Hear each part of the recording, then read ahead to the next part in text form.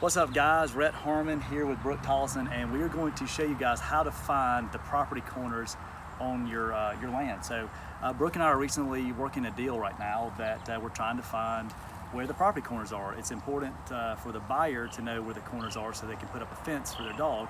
It's also one of the things that the seller had been asked to kind of work on finding. So if you'll bring the camera in a little closer down here, I'll show you what we have on the ground.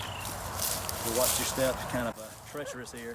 You notice the seller actually found the old survey mark. This was survey was done in 2014, and here's the property corner. It's actually buried. The seller found this one, and we were trying to figure out how do we make it to the other one. So I came out here last night. We were doing the home inspection, and stretched tape kind of through the straight line. We knew there was a one kind of inline marker that was there.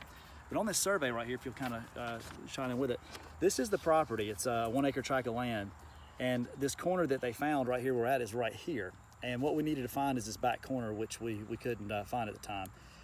If you look on if you have the whole survey, you can look to find this recorded at the courthouse. If you notice in the middle it says L1.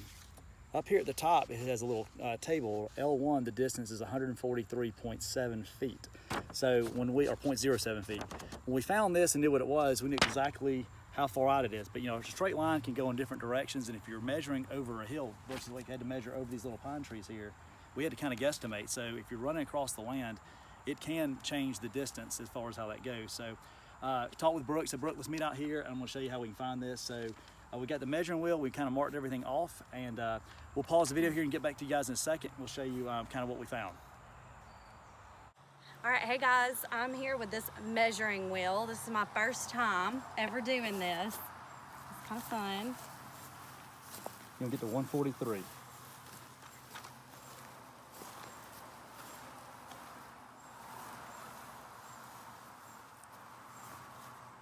Bam.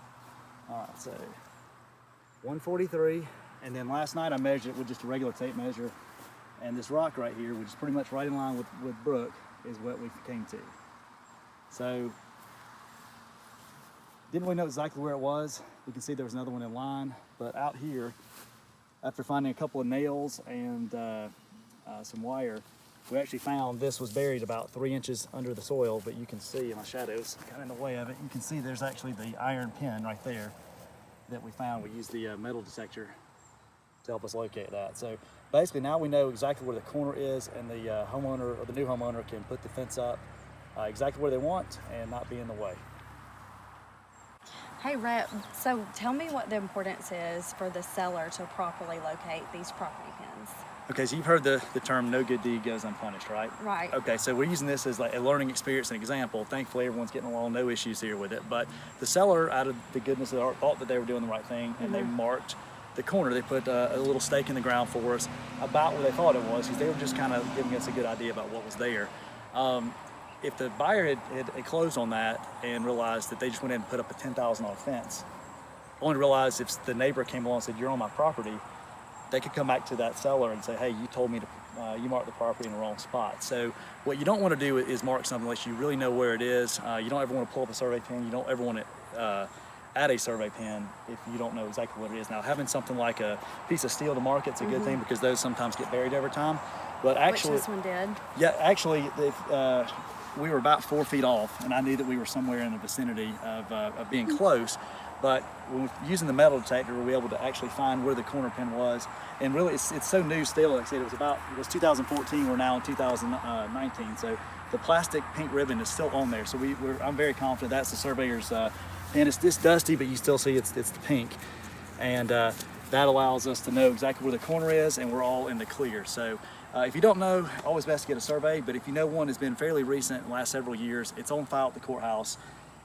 Sometimes you can save a lot of time and effort by getting the metal detector. You may find some junk in the ground first, but at least we know where we're at. So I love it. Thanks, Rhett. Definitely.